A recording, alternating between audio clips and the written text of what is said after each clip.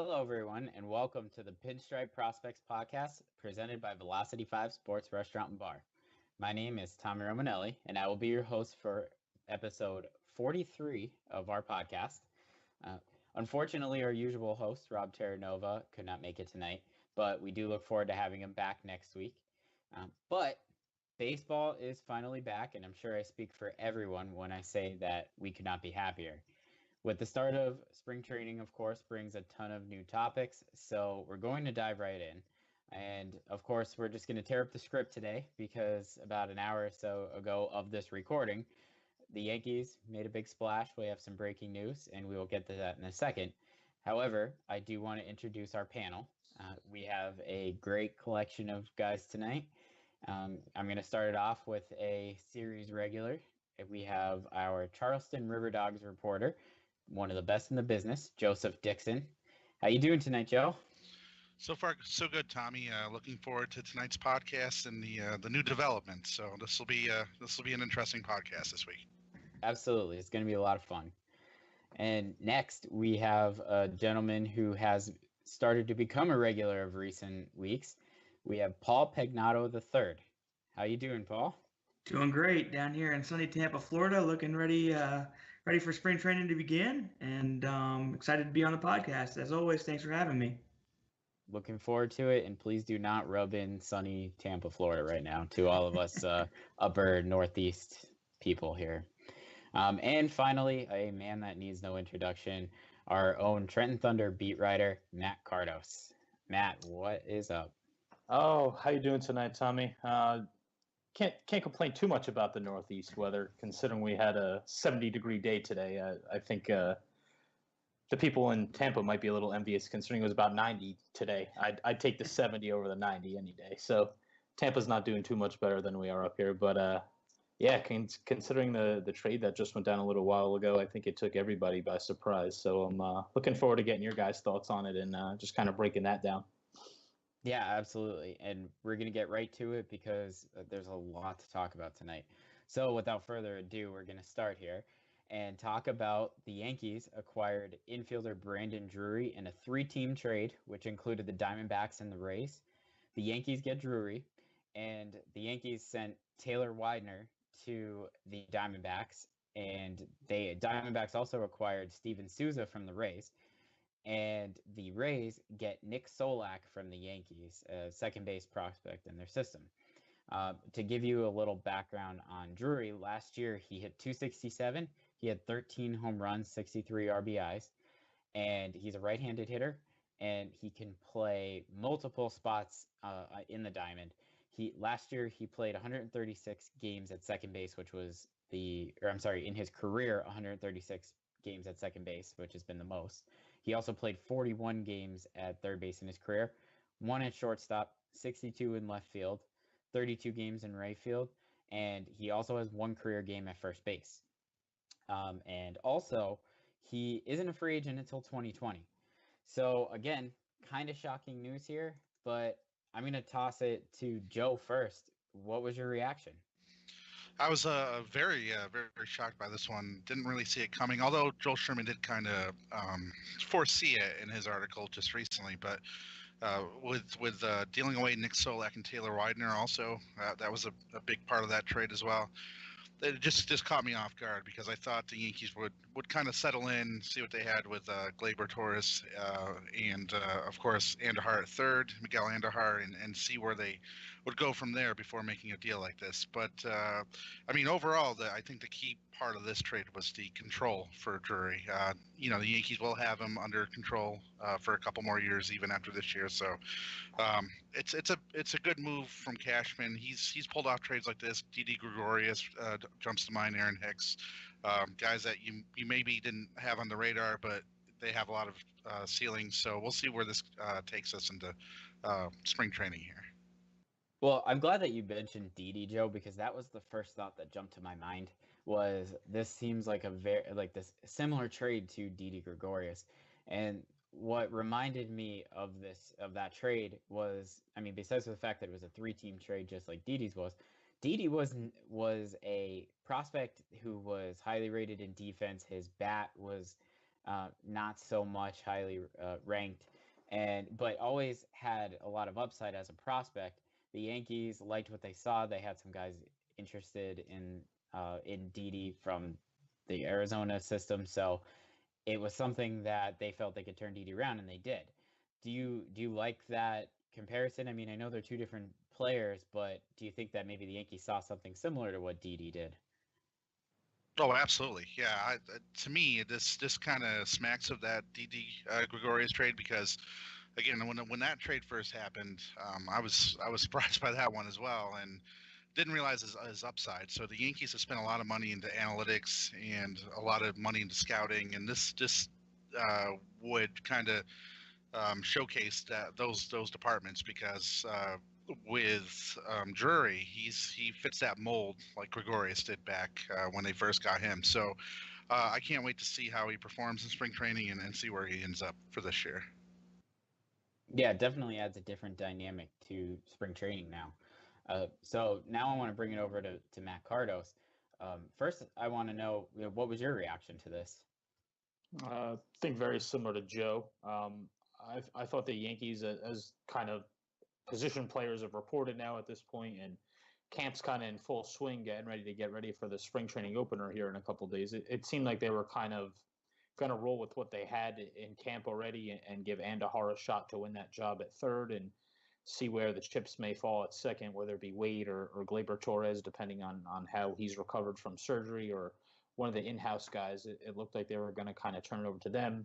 Maybe they signed one of these veteran guys still hanging out on the free agent market to a one-year deal, like a Neil Walker or somebody like that. I thought that might be the route that they would go as we kind of kicked off into spring training. So it definitely caught me off guard. Money would be on Brian Cashman though in this one, especially being just seems like every time Arizona and the Yankees hook up on a trade, Cashman always benefits. Even if you go back to the 3-team deal that they made years ago with Granderson, Austin Jackson, and obviously Arizona trades Max Scherzer in that deal. And then obviously the Didi trade didn't work out too well for them. And now, I mean, odds are pretty good that I think Drury could turn into a pretty good player for the Yankees.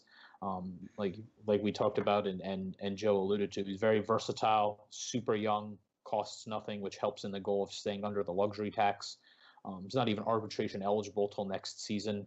He's under control until 2020 or 2021, somewhere in that area. So, I mean, you're going to have him under control, which only benefits being though you have all the depth in the system that you have with a Gleyber, with an Andahar. Say you have Drury this year and he has a monster year, just gives you another valuable chip, an inexpensive chip to you could possibly move again next year if need be. Or you hear how many rumors that the Yankees are going to be heavily involved or possibly the favorites to land Manny Machado next offseason. I mean, if that happens, you're playing with house money with all these trade chips that you could move around. And at that point, what do you really need to add other than a starter or two? So it's just a good deal all the way around. The Yankees obviously dealt from depth, trading a guy in Solak who I think has potential to be an all-star type bat at the major league level. Obviously, his glove is lagging behind that. And Widener has a live arm, but I mean, the system is also deep in right-handed starting pitching. Definitely wasn't first on the totem pole in that area either. So really two guys that I don't think the Yankees planned in their major league equation this year and probably next year. And obviously the goal is to win in 2018. So I think obviously the Yankees plug a hole wherever they want, whether it's second, third, or a guy that splits time with one of the prospects on an everyday basis. Still young, affordable, and I think it's a win trade for the Yankees. Yeah, for sure. And since you are the only person on the podcast tonight that did get a glimpse at Nick Solak, do you think that he was worth making this trade? I do, just because, like I said, he's not ready yet, and the goal is to win now, and the Yankees have a hole now. So the opportunity presented itself that they could fill that hole now. I mean, is Drury the perfect player? Probably not, but he fills as Brian Cashman likes to say, he checks a lot of their boxes, and seems to fill a need that they have right now. And you could plug him at second or plug him at third, or you could kind of vice versa and flip flop them back and forth. You could also throw him in one of the corners out in the outfield. So just fills the hole. Solak obviously has some value. I think we ranked him 11 in our top 75 prospect list there last month. So the bat definitely plays, and I only got to see him for about 30 games plus the postseason last fall. Really liked the bat. The glove needs a lot of work, but kid is still raw. He's only a year out of college. He came from a good program out of Louisville. Gave him a decent deal in the second round. So, I mean, the Yankees thought pretty highly of him when they took him to begin with. So it's not like they gave away nothing to get Drury. So I think the Yankees must feel some type of way in a positive manner as far as Drury goes. But I think Solak is going to be it just seems like the Marlins kicked off the offseason with a fire sale, and it seems like the Rays are kicking off a spring training fire sale with all these moves in the last 2 or 3 days in DFAing Dickerson and moving Odorizzi and now Souza. You got to believe that whether he plays this year or not, Solak is obviously some type of big piece in that rebuilding effort that they're gonna be undertaking there for what seems like a while down in Tampa. So, I mean, I think Solak probably gets to the big leagues a lot faster now being with Tampa than he would have ever, maybe if ever, with the Yankees. Could potentially be a guy that kills the Yankees 19 times a year in the not too distant future. But I think he's going to be a good big league player. The bat definitely plays. Good gap power, contact hitter, good strike zone judgment. He's got sneaky speed. So nice little player. I don't think he's like a franchise cornerstone type of player, but I think he's definitely an everyday second baseman player, especially in an organization like Tampa. He'll fit there well. Those fans will like him. He's a hard-nosed, gritty type player, and the small fan base that they do have down there, they'll definitely embrace him. Yeah, well, two things are for certain now after this trade. Solak's path to the big leagues has definitely been expedited, and Florida baseball not going to be so hot for the next few years. It's the truth. And speaking of that, I want to bring in our man from Florida right now, Paul Pagnato III. You have a bit of a different take on this trade, so why don't you give it to us? Yeah, I don't necessarily disagree with Matt's, thinking and what he said. I agree with what he said. I just think you could have gotten more than Brandon Drury for Solak and Widener. Out of everybody in this deal, my immediate gut reaction is the Diamondbacks won this because they got Steven Souza, who I think is an excellent player from the Rays, and he's kind of replacing JD Martinez.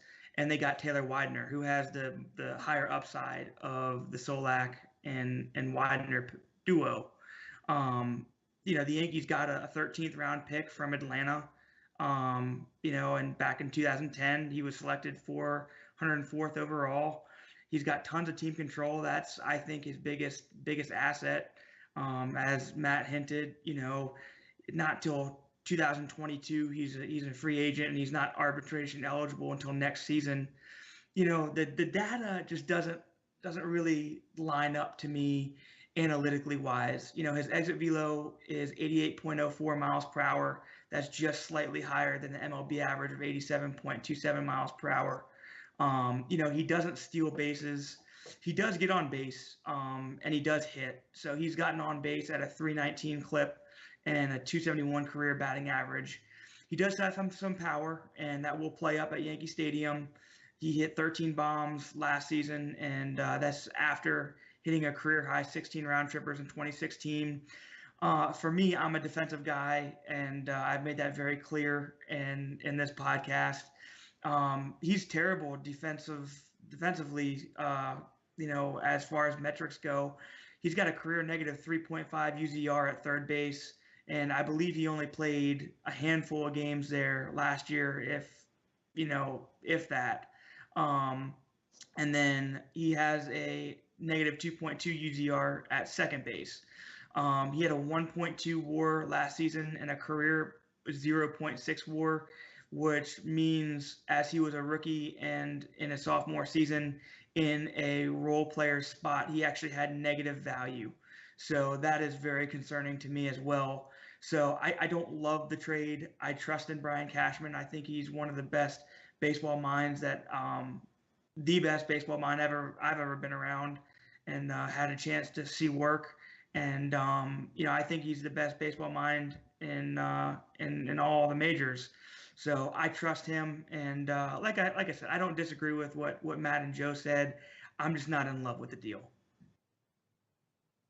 Yeah, and I am going to get to that right in just a second, but I do want to take a quick time out here to do a word from one of our sponsors.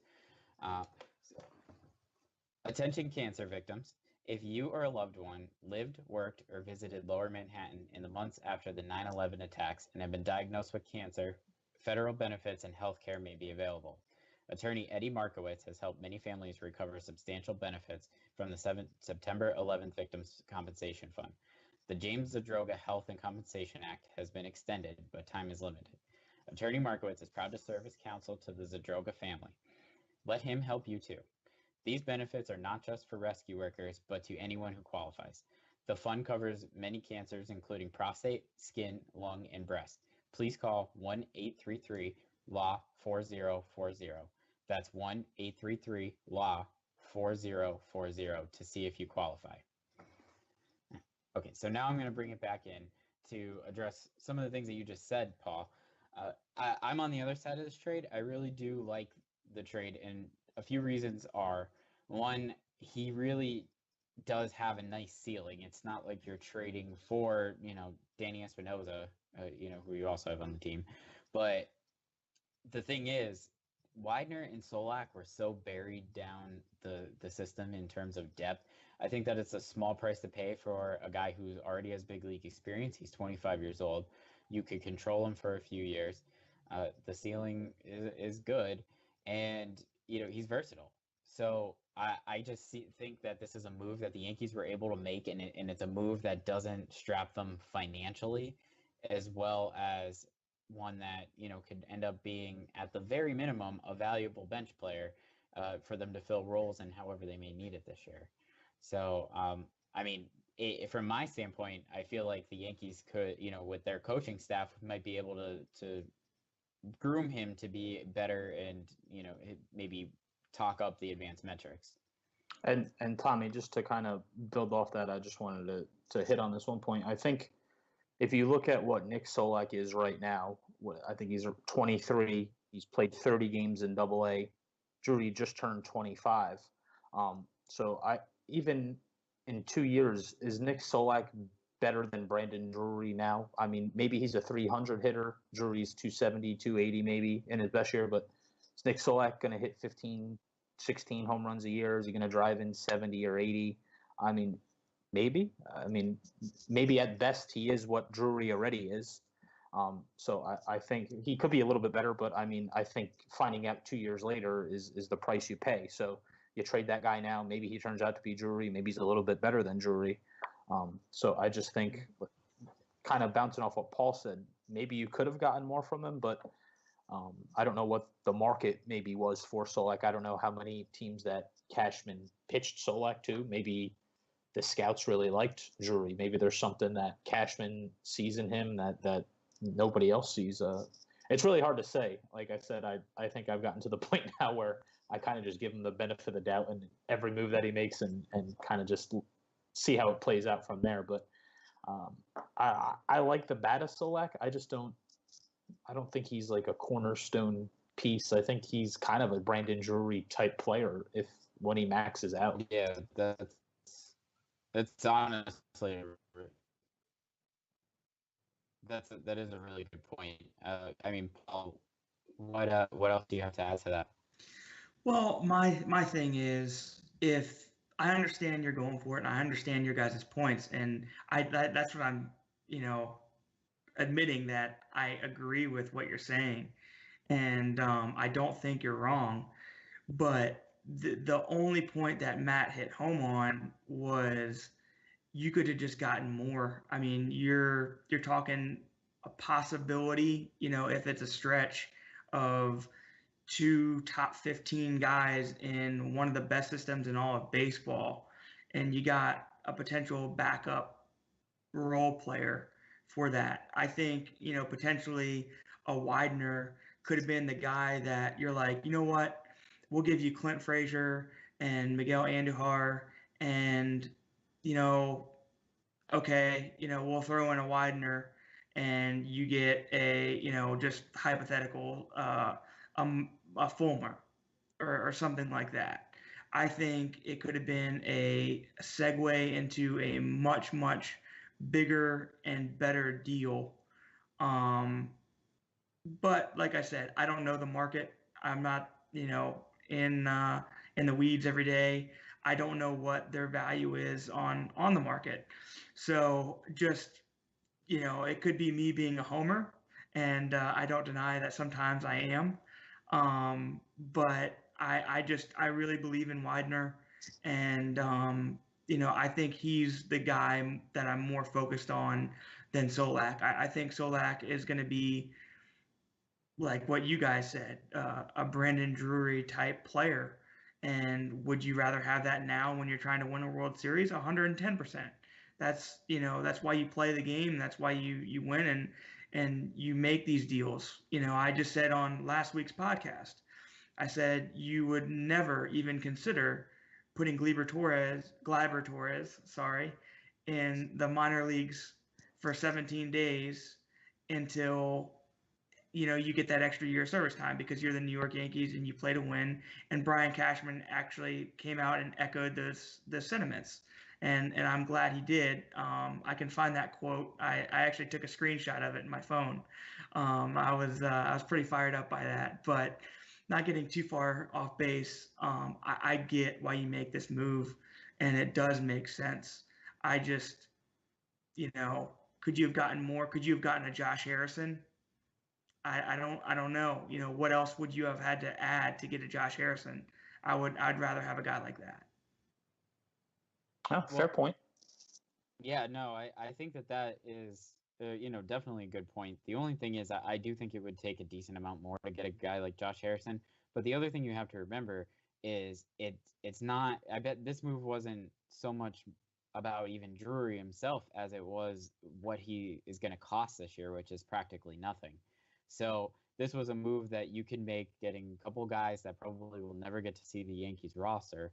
I agree with Matt. Solak's ceiling, if it is a little bit better than Drury's, it's not much better. So, I agree Taylor Widener could be a reliever, down the road or, possibly a starter. I know they converted him. But it definitely is something that is an I don't know. I don't even know who, how often, he's going to have an opportunity to make it to the major. So, I mean, you really don't know. So I like that move. I do want to bring in a scouting report that I saw in Drury from before he made his major league debut. It said that he has a solid, well-conditioned frame. He is he's a good hitter. They raved about his ability to hit. He showed a good feel for the strike zone. He showed a good feel for pitch selection. So that's going to be something that should play well. And actually, if I could take a timeout, the one thing about Drury that does concern me is his on-base percentage last year was .317. So, you definitely want that probably about 100 points higher especially when you're on the Yankees, where that's something that they emphasize. So for me, that's something I'm going to be looking for if he can get on base a little bit more. I think that's the big key for him and whether he turns out to be a productive player or not. But to get back to the scouting report, it does say that he could take his pitches to the opposite field. He reaches for the pitches that he can actually hit. He doesn't extend the strike zone in that regard. Defense, he's projected to be as about an average player. I know it's probably been a little bit less at this point, but he is still 25. Not a fast guy. He has good hands on the field, though. And, of course, he's extremely versatile. So, I mean, those are all very positive reports coming out of the minors. Again, he's 25. And another point I want to make before I toss this over to Joe again is with Drury, he has I think it's a little bit over 900 plate appearances in his career, which is similar to what Didi had when he came over. And if you think about it, that's broken up over about 2.5 seasons. So I mean, he's got two seasons of at-bats, like a season and a half of at-bats. He's never actually, similar to Tyler Wade, been able to actually put together enough of a sample size in one full season to actually show what he's about. And honestly, what the power numbers are promising to me in that short amount of time. So I do want to bring Joe in here one more time. We haven't talked about Taylor Widener as much in this trade. I know that Paul said that he thinks that Taylor has the higher ceiling. What do you think in that regard? Taylor Widener when he was with Charleston, he was pitching out of the bullpen, obviously, but he was very effective, to say the very least. So that is a very good point that Paul made, that by throwing Widener into the deal, it does kind of slant it a little bit more toward, maybe not such a great trade. But with Widener in the Yankees system, again, it all comes down to depth once again. Whereas the Yankees have so much pitching strength, to whereas eventually you're going to lose some of these guys anyway. So even though we're losing Widener here, we still have a ton of depth in the system, and I think that's part of the reason why perhaps Cashman threw him into this deal as well. Because with the Yankees system, there's just a lot of these guys are going to end up in different spots, getting different opportunities, and I think for Solak and Widener, that would be the case in this trade. Yeah, and I agree with that. Depth speaks volumes, so you tend to give up maybe a little bit more than you would if you didn't have as much depth. But some other interesting stats that I saw, and take of it what you will, but last year at home, Drury hit .302. He had a .528 slugging percentage. His home run numbers were about split, where he had 7 at home and 6 on the road. But his on-base percentage was .369. Now, on the road, his slugging percentage was about 150 points less at .373. He, like I said, had 6 home runs, and his on-base percentage was over 100 points lower on the road at .266.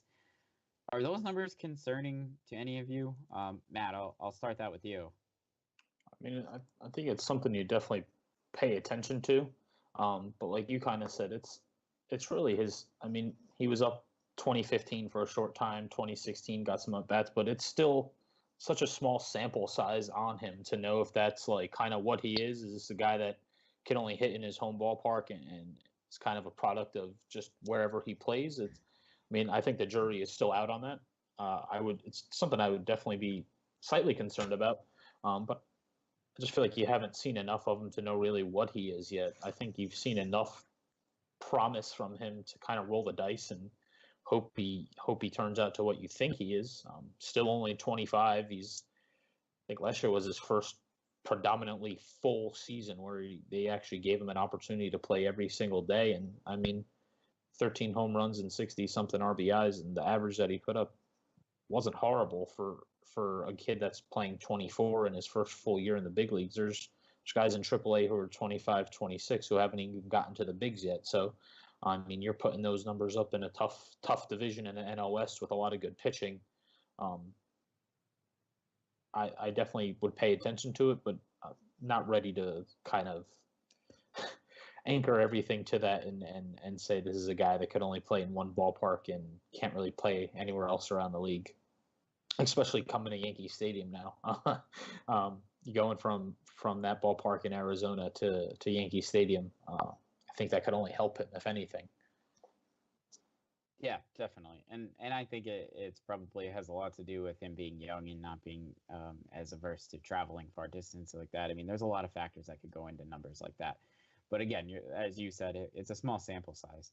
But one thing that we haven't talked about yet in terms of this trade, and I'll bring Paul in here, what does this mean for Andujar? Do you think this affects him or even Glaber right in the immediate future?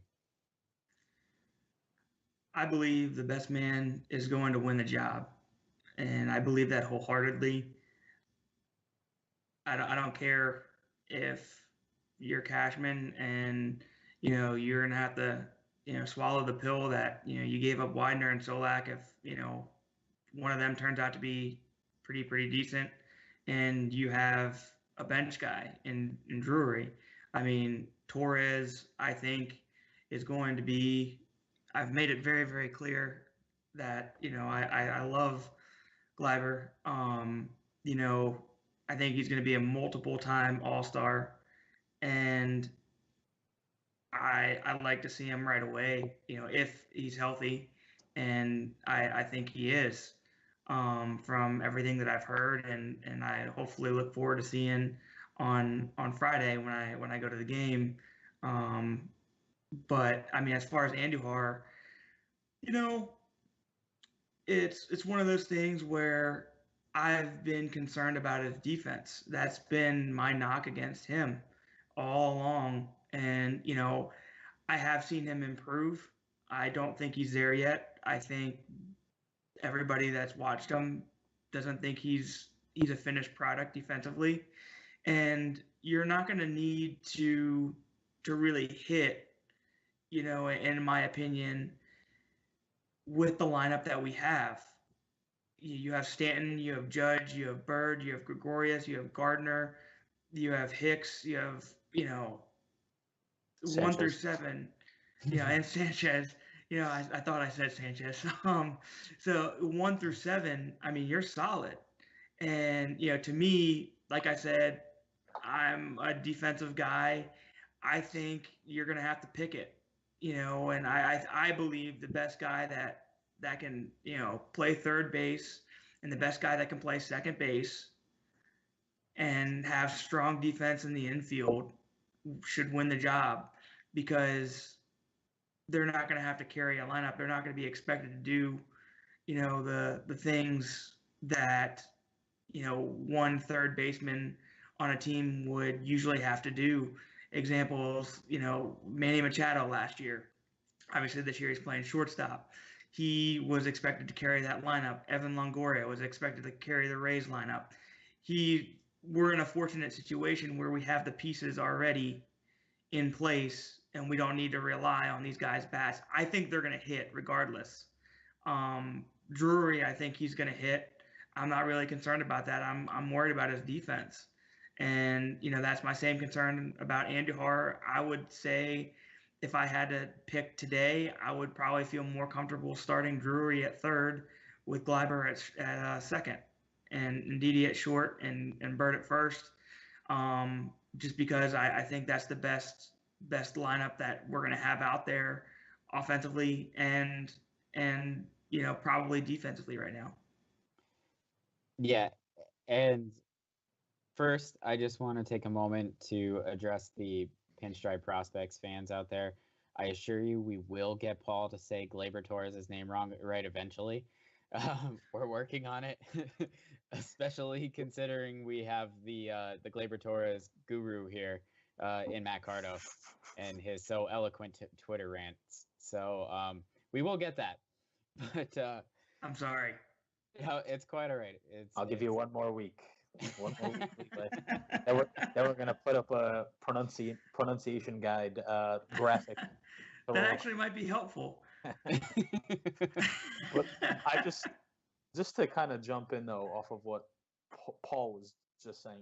I don't know that this trade's necessarily about third base. Do we even know that at this point? Like, maybe Cashman made this trade with the idea in mind that Drury's going to be his second baseman, like on opening day. And Andujar, it's still his job to lose. But that's the beauty of the trade, that you could mix and match him. They could battle all spring, and then they could both rake, and then Cashman decides, oh, well, could start Gleyber for a month down in AAA, let him get his bearings back, and we'll roll with Drury. And then when he comes back, we could kind of interchange all three of them. Kind of give him a blow at third for a day, put him in, give this guy a blow at second, move this guy over. The thing with Andujar, he's exclusively a third baseman, but I mean, you could even give Didi a day off and roll with Gleyber if you wanted to do that one day. I mean, if you have them all on the roster at the same time. So, I mean, there's a lot of flexibility there. But I think until we actually hear from Cashman and seeing what was going through his mind at the time of the trade, I mean, for all we know, this could be the move that he made. I mean, there is no real starting major league second baseman on this roster right now. Drury is the only one by trade. I mean, you could roll with Wade if you want to, but I mean, if you're going with an experienced guy, I think Drury is the most seasoned and ready to play that position every day. So, I mean, I don't really know what the intentions are of the trade, but I think that they have just a ton of flexibility in whatever decision they decide to make. But he could end up being the second baseman, and third baseman might not even be part of the discussion, at least early on. And I just want to take another quick time out here. We will get back to finish up that topic real quick, and we do have some other things to get to today because it was a pretty eventful week. But I do just want to remind everybody that to make sure that for all the latest and the best New York Yankees farm system coverage, don't forget to check out our website, www.pinstripeprospects.com. From player profiles to scouting reports to exclusive interviews and much, much more from every single Yankees minor league affiliate, PinstripeProspects.com is the #1 source of New York Yankees prospect and organizational news. And we know that you're constantly on the go, and we want to be right there with you. So don't forget to follow Pinstripe Prospects on all of our social media handles. On Facebook at Pinstripe Prospects. On Twitter, we're at Pinstripe Pros. And on Instagram, we are also at Pinstripe Pros. We are the #1 source of New York Yankee prospect information, so don't miss that post, and don't forget to spread the word to your friends. So, okay, so I do want to just jump right back in. I do want to finish up this topic because we do have other things to get to, but I do want to build off Matt's point there about, it doesn't necessarily block them, but the first thing that I had in mind when I did hear that was, number one, this now allows you to have Andujar develop his defense in the minors where he'll be more comfortable and not in the spotlight. And honestly, defensively, that might be harder to learn at the big leagues than hitting. Or number two, there was an article out, I think it was just yesterday, about how Gleyber Torres himself said that he doesn't know if he's going to be ready by that time just because he hasn't had the reps and he had limited AAA time. So I think that this protects the Yankees in that case. So, Paul, I'm going to throw this to you. Read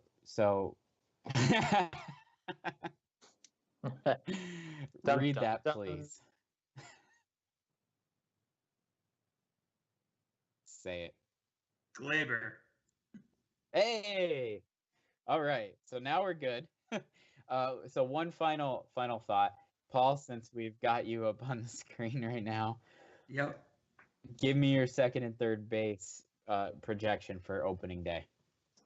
I'm still going to go Andujar, and I'm going to go Gleyber. That's what I feel. That's what I'm going to go with. Fair enough. Go with your gut. And Joe, we haven't heard from you. Give me your second and third.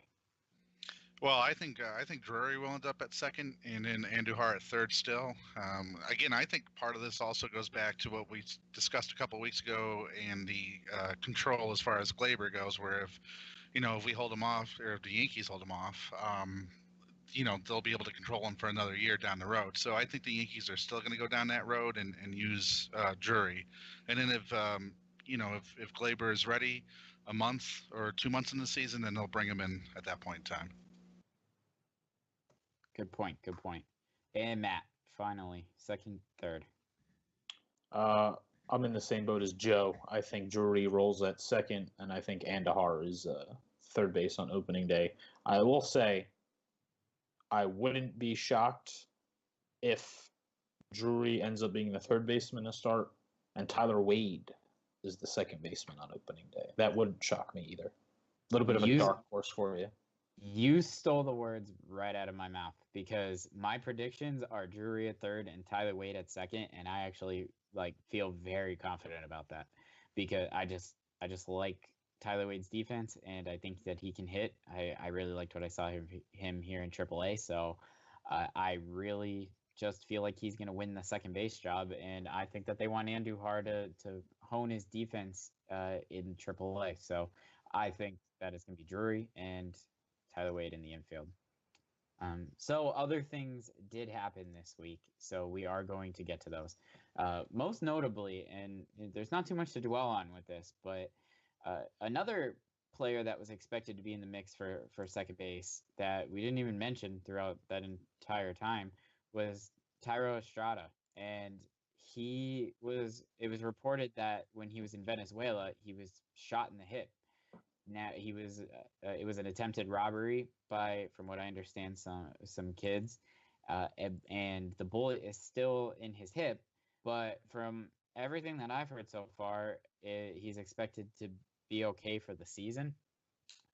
Obviously, some shocking news. It's a blow to a player that we all think has very high upside and would have pushed for that spot. Any words on that from anybody? Yeah, I mean it's definitely shocking, especially when it comes out of nowhere and it happened like a week ago and it's kind of just dropped by them. Oh, by the way, a shot got shot in the hip last week and the bullet's still in there. I mean, this is a guy that they added to the 40-man roster over the winter. I think has the potential. I mean, if things shake out the right way and dominoes fall where they may, or injuries or whatever, but I think this is a guy that could play in the major leagues this year if need be. I was that impressed with his bat last year in Trenton.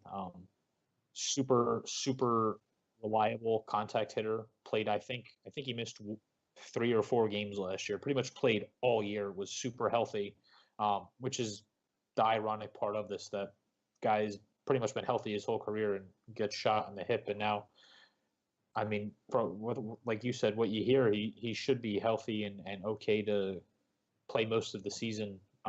But my concern would be moving forward. How does that affect him next year, year 3, year 4 after this? I mean, I don't know the nuances of the injury and where the bullet hit, and by no means am I a surgeon or am I going to pretend to be, but I can't imagine that a bullet lodged in your hip for a long period of time, I think could have some lingering effects down the road.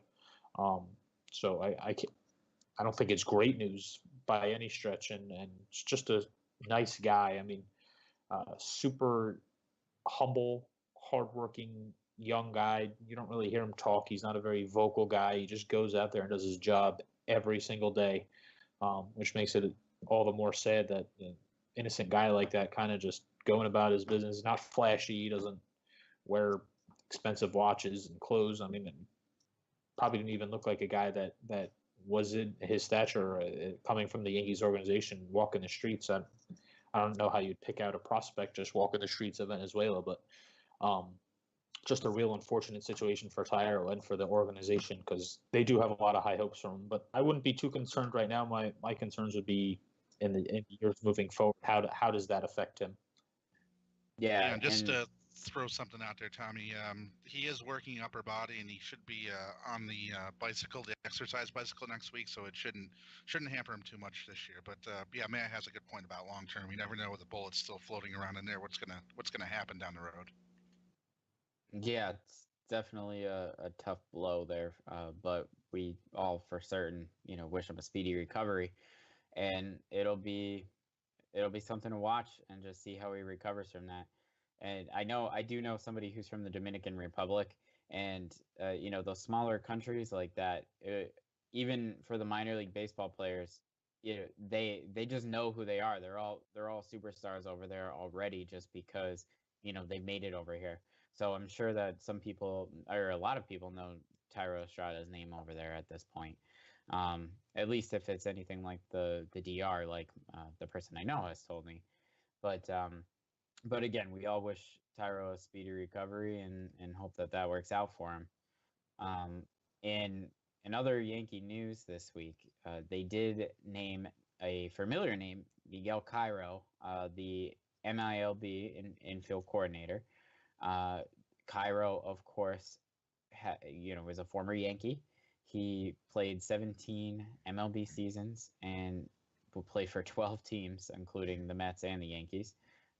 In 1,490 MLB games, he slashed .264, .314, and .361. He spent 04, 06, and part of 07 with the Yankees before he was DFA'd to make room for Jason Giambi. I remember Cairo as a key utility infielder, maybe even Brandon Drury-esque, for the Yankees, and definitely an important part of the team. And it's also important to note that he spent the past 5 seasons with the Reds as a special assistant to the GM. So, familiar name. I'm going to bring Joe in here first. what do you think Miguel Cairo brings as the infield coordinator? Well, he certainly has a lot of major league experience, as you mentioned. He's been through the wars, so to speak, so he'll bring that experience to the prospects. I remember him personally. He came up through the Blue Jay system originally, so I remember him playing in AAA in Syracuse for a while, for a few years. But he was a very steady defensive player. He also had a decent bat for like an infielder, but he also played third base, second base, and first base. So it does give him experience, with almost a whole infield. So he's going to be a very valuable addition, I think, to the Yankees farm system being well constructed. Yeah, and I agree. I think he's going to be a valuable piece to the organization just because of the experience that he does bring. And he was also a very good defender and very versatile. And clearly the Yankees are moving in a direction where they want their players to be versatile. So I think that brings a lot to the table. Paul, do you have anything to add to that? I agree with Joe. He was a very versatile player. And during his playing career, he got to experience many different organizations, many different roles, including serving on a big league coaching staff, like you said. And he served as a special assistant to GM, so he's been on the front office side too. So he has experience in many different roles. He's had the New York experience. He knows what it's like to play in New York. I think that's very valuable to add, aspect to add. And I wish him the best. He's got some big shoes to fill. Carlos Mendoza was promoted. He was the old infield coordinator, and he's now the major league quality control coach and infield defensive coach. So best of luck to Mendy and Miguel. Definitely. And Matt, if you want to mention something on Cairo as well, you can. However, I do want to specifically note that JD Klosser was also named the catching coordinator. And, Paul mentioned big shoes to fill for Cairo. I think these are massive shoes for Klosser to fill because the Yankees, of course, lost, excuse me, they lost their catching coordinator. And, of course, his name is blanking me right now, but you could... Josh Paul. Yeah, Josh Paul. That's right. It was Josh Paul. And, of course, we all know what Josh has done with the Yankees catchers. So could you speak a little bit on that? Yeah, for sure. I mean, obviously, we all know now with what Gary Sanchez is, how vital the work that has been done with him coming through the system was. Super vital in what they want to do. And even last year, Sanchez is hitting 30 home runs a year, and still really doesn't get the credit because of the defensive deficiencies that he had last year that Girardi was so quick to point out. But that's how important the Yankees put an emphasis on the actual position and defending the position. I could remember all these young guys working with Josh Paul over the last couple of years, and I remember even when I first joined the beat down in Trenton, and I remember I think it was 2013 when Sanchez came up for the first time, and I just remember him working a lot with all the catching staff. I remember particularly Durante was in Trenton that year working with Sanchez, and he'd be in the bullpen every day, 2-3 hours before game time, just bouncing balls, skipping balls at him, having him improve on his blocking skills. And so with this, obviously you have Sanchez entrenched, you hope, for the next decade plus as your guy back there. But there's still got to be a next wave of catching talent that the Yankees aren't necessarily blessed with right now. I mean, you have Higashioka, who's pretty developed right now in terms of a prospect. I think they view him as a guy who could absolutely help on the big league level in a pinch if need be. Still got to develop a little bit, but I think they like where he's come defensively and with the bat. And I guess obviously the next guy coming through is Danny Sands, who they're going to be working with. And I think he's that next guy who you're going to be moving to the upper levels. And I think it's going to be super important for the Yankees to kind of continue that trend. And JD's going to have a big responsibility in making sure all these young guys coming through the system have everything down before they get up to AA and AAA. Yeah, for sure. And I mean, a lot of the players, including Kyle Higashioka, like you mentioned earlier. When I got to talk to him earlier this offseason, that was the first person that he mentioned was all credit to Josh Paul. So certainly some big shoes to fill, but we'll see how JD does, and hopefully he can pick up right where Josh left off. So moving on a little bit, I do want to mention there was some more Yankee minor league news this week. They named their managers and coaching staffs for the Gulf Coast League, the Pulaski Yankees, the Staten Island Yankees, and the DSL League. So what I want to do here, we were going to talk about it a little bit, but Brian Cashman kind of threw a wrench in that one. So I'm just gonna mention. So former Major League infielder David Adams will be debuting as a manager and taking over the Gulf Coast League Yankees this offseason. And as note, Paul did call David Adams getting that job, so we just want to give credit where credit was due. That absolutely makes up for your Gleber comments, so we're even. but moving on, we do have the Pulaski Yankees, and they're going to be taken over by manager Nick Ortiz this season. He is replacing Luis Durante, who is, if I recall, the bullpen coach with the Trenton Thunder this season. And we also have the Dominican Summer League Yankees are being taken over by Conobo Cosme. Conobo Cosme. Sorry, I have just realized that's the first time I'm actually pronouncing that name. So apologies to him, but he will be taking over from Travis Chapman in the DSL. And finally, we do have the Staten Island Yankees being taken over for the 2018 season.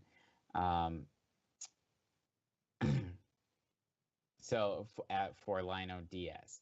And Diaz is taking over for Julio Mascaro, who was promoted to Charleston.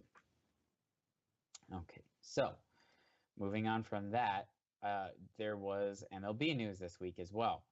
The MLB instituted new pace of play rules, and that's not something something we've talked about in the past. So we don't have to get too much into detail about that. But just to run through what they instituted, you are no longer allowed to have any more than 6 mound visits per 9 innings. You do get 1 additional mound visit per inning if it goes into extra innings. It does not count for pitching changes, though. And visits to the mound to clean cleats in rainy weather or to check on an injury will also not count.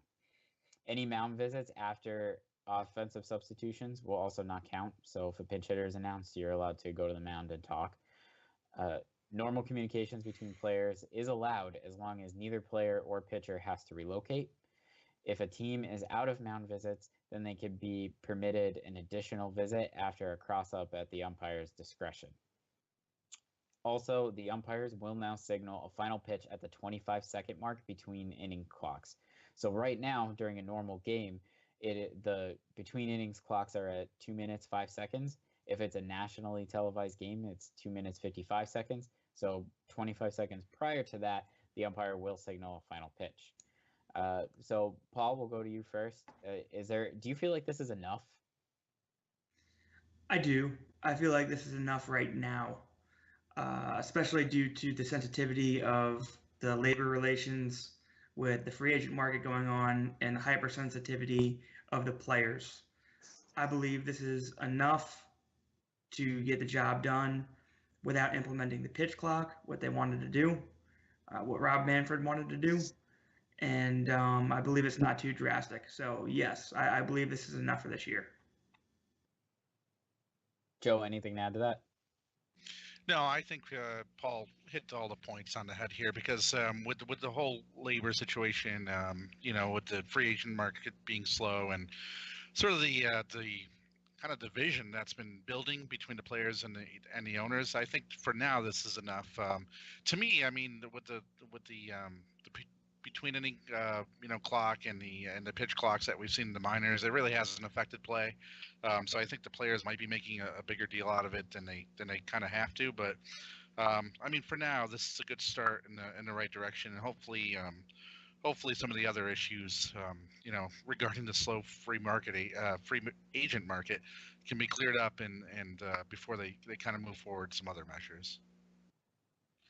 Yeah, I agree. I think that it was a baby step to get the players used to the changes in pace of play, and then once they see how it won't affect them that much, they might be open to more change.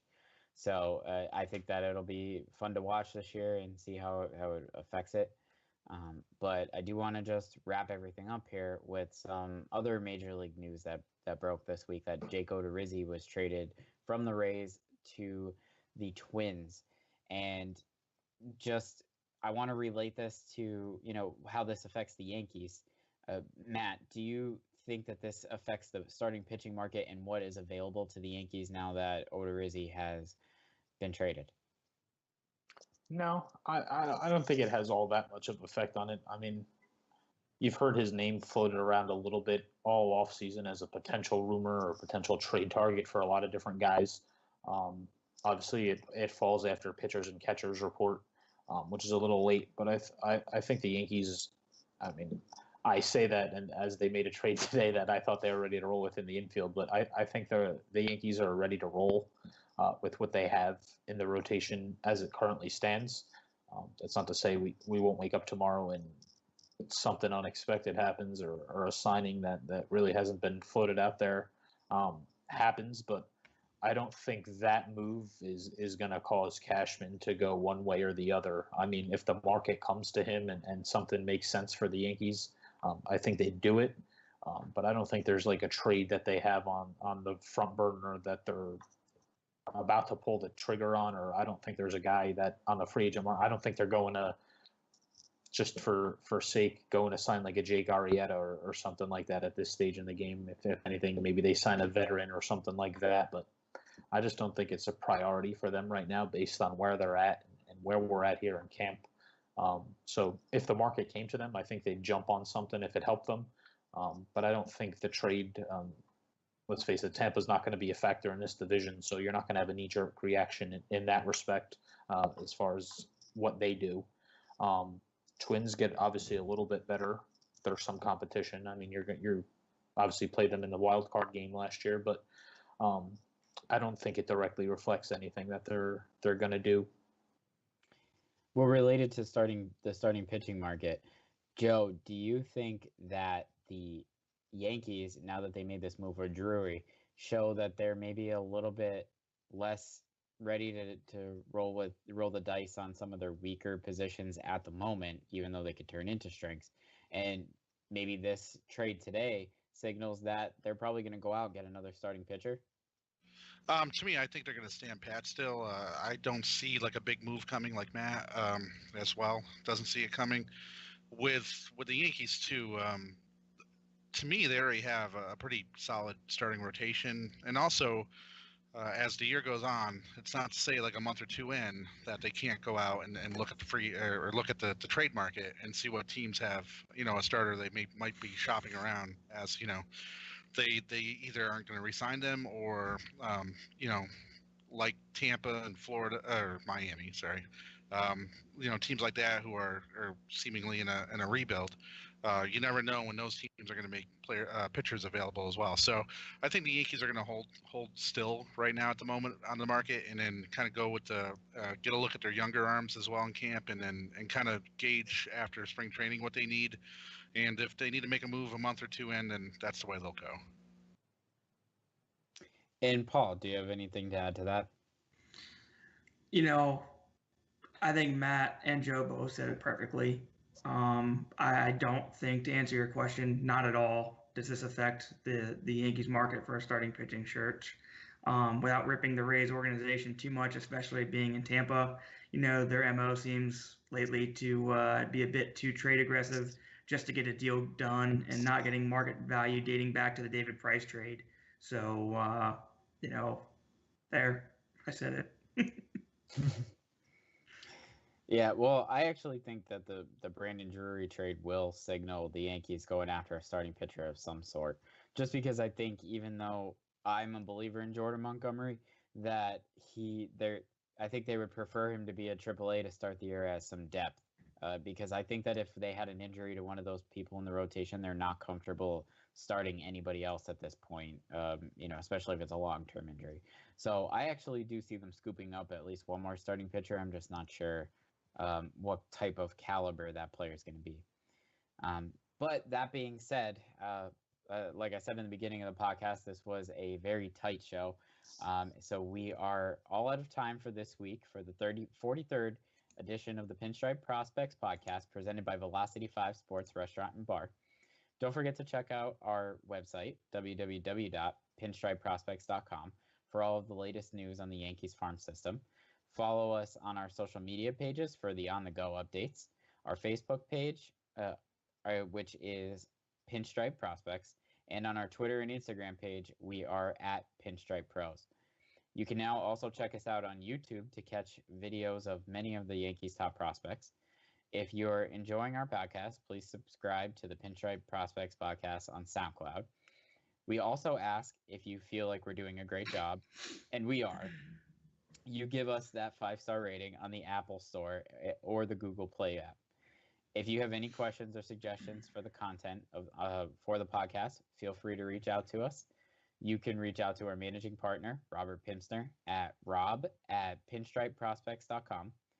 You can reach out to our usual host, Rob Terranova, at rterranova@pinstripeprospects.com, or feel free to send me an email, because I always like emails, at tromanelli@pinstripeprospects.com. So, from Joseph Dixon, Matt Cardos, Paul Pagnato III, and our producer behind the camera, Robert Pimsner, my name is Tommy Romanelli, and like a third strike, we're out.